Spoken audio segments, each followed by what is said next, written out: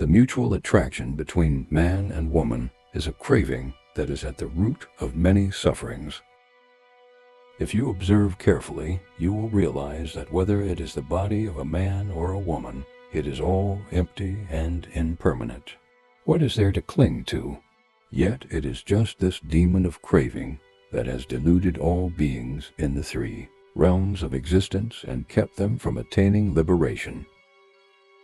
A person with craving can never come close to being reborn in Sukavati, the realm of bliss, or to attaining the fruition of arhatship, let alone attaining enlightenment.